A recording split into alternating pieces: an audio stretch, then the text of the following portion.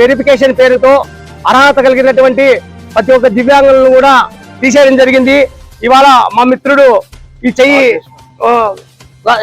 భాగ్యేశ్వరికి చేయబోయింది.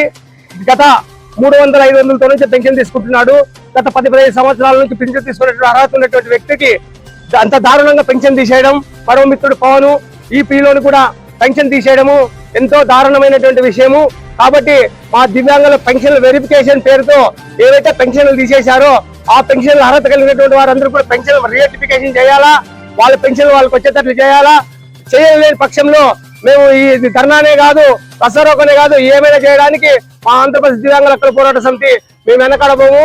మేము ఒకటే చెప్తున్నాం, శాంతియుతంగా ఇటువంటి వాళ్ళు మరి ఈ పిల్లవాడు మరి పూర్తి స్థాయిలో ఉన్నటువంటి వాళ్ళు ఎన్నుకున్నటువంటి మన ట్రైబల్ పిల్లవాడు, ఇటువంటి పిల్లవాళ్ళంతా కూడా దారుణంగా తీసేయడము, డాక్టర్ వెరిఫికేషన్ పేరుతో డాక్టర్లు లంచాలు తీసుకొని దొంగ సర్టిఫికెట్లు ఇవ్వడం వల్లే ఈ రోజు రాష్ట్ర ప్రభుత్వం వెరిఫికేషన్ కోరింది.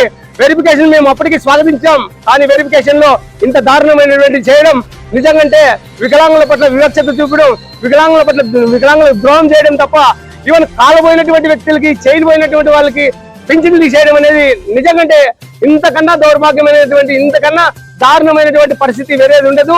దయచేసి మేము రాష్ట్ర ప్రభుత్వానికి కానీ అధికారులకు కానీ మేము డాక్టర్లు కానీ ఒకటే రిక్వెస్ట్ చేస్తున్నాం, మేము పుట్టుకతోనే వికలాంగులుగా పుట్టాం, దేవుడే మాకు తక్కువ చూశాడు.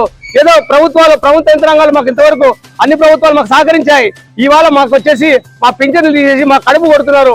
మా వాళ్ళు ఇదే పాపం ఏదో ఒక 6,000 వస్తే దాంట్లో 1,000 రూపాయలు తడి పెట్టుకుని 5,000 రూపాయలు సంసారాలు జరుపుకున్నటువంటి వాళ్ళు ఇప్పుడు కరెంటు బిల్లు కట్టుకోలేరు.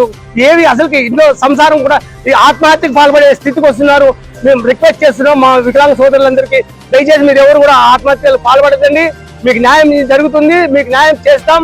దయచేసి మా దివ్యాంగులకు మాత్రం అన్యాయం చేయడం అనేది నిజంగా దారుణమైనటువంటి విషయం. ఇంతకన్నా దారుణము, ఇంతకన్నా అన్యాయం చేయడం అనేది ఇంకెక్కడ ఉండదు. దయచేసి మీ కోటే చెప్తాం, మా వికలాంగులను ఎవరు కూడా మా దివ్యాంగులు అర్హత కలిగిన దివ్యాంగులందరూ కూడా న్యాయం చేయాలి. ఎలక్ట్రికల్ మీడియా సోదరులందరూ కూడా మీ దయ వల్ల, మీ సహకారం వల్ల మాకు సాయం చేస్తారని మీకు చేతులెత్తి వేడుకుంటున్నాం సార్.